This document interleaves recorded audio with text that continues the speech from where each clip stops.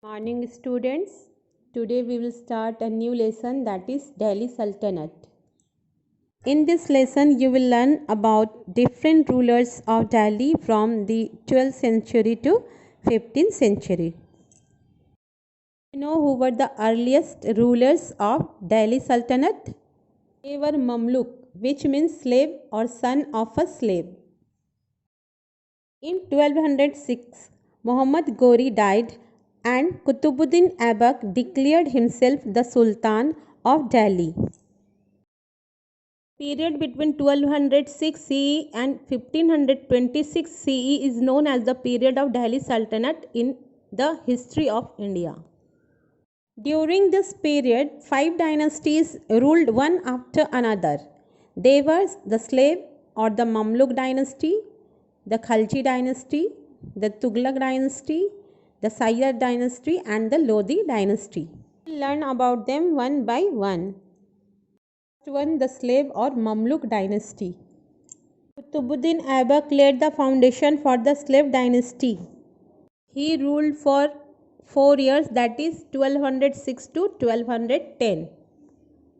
He was a generous ruler and great builder.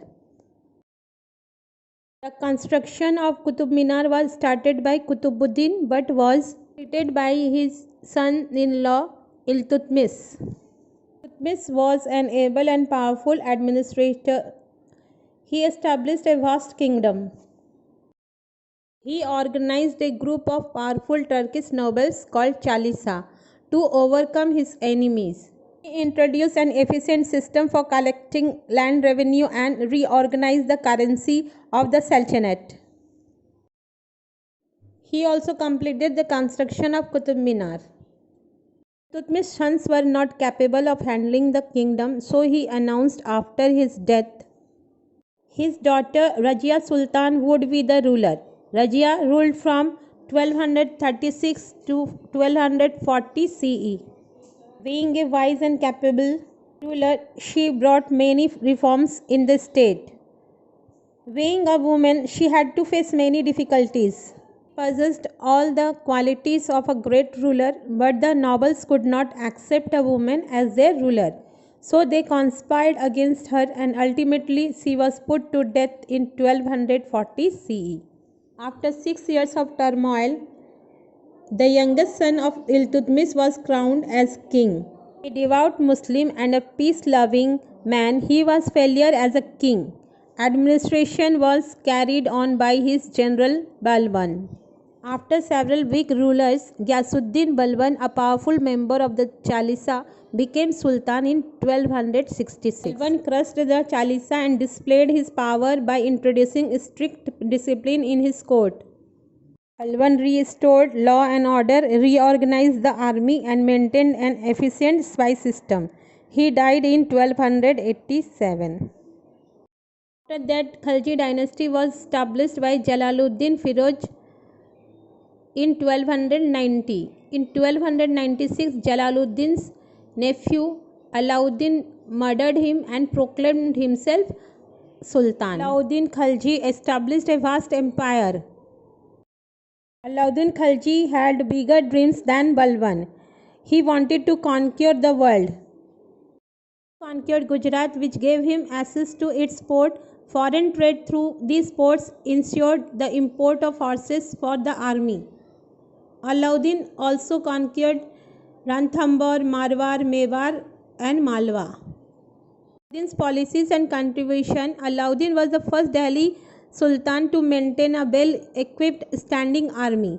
He paid his soldiers in cash and supplied them with imported horses of good breed. Alauddin fixed the prices of all items of daily use. Weights and measures were standardized and cheating was severely punished. The measures benefited the people. After his death, the Khalji dynasty came to an end and the Tughlaq dynasty started. The Tughlaq dynasty was started by Ghiyasuddin Tughlaq in 1320. Ghiyasuddin Tughlaq was succeeded by his son Jauhana Khan, who took the title Muhammad bin Tughlaq. He was an able administrator, but his plan to shift his capital from To Devagiri, which he renamed Daulatabad, failed. His another plan of having copper and brass coins also failed. Tughlaq lost the support of his nobles and ulemas. Ulema means Islamic scholars. Revolts broke out. Bengal, Warangal, Gujarat, Sindh, Awadh, Multan and Daulatabad.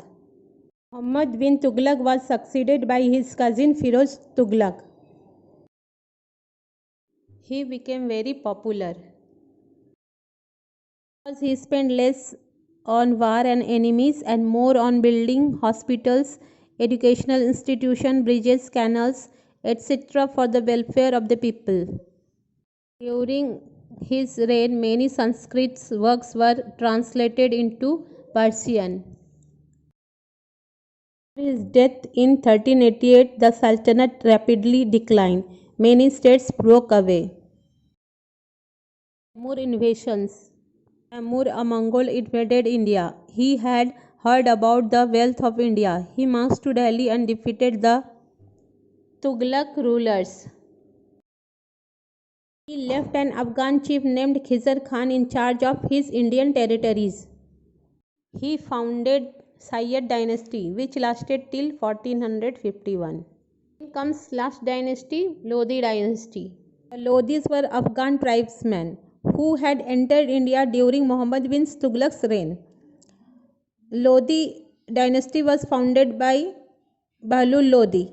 Bahlul Lodi was succeeded by his able son Sikandar Lodi. Sikandar brought the nobles under control, tightened the spice system, promoted agriculture, regulated market prices and gave justice to all. Ibrahim Lodi succeeded Sikandar Lodi. He was very harsh and cruel and unpopular. He was unable to check the ambitions of Afghan nobles.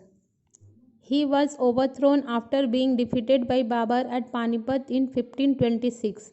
With the defeat of Ibrahim Lodi, the Lodi dynasty and the Delhi Sultanate came to an end. Babar established the Mughal Empire in India. You read the books once more and do the question answers.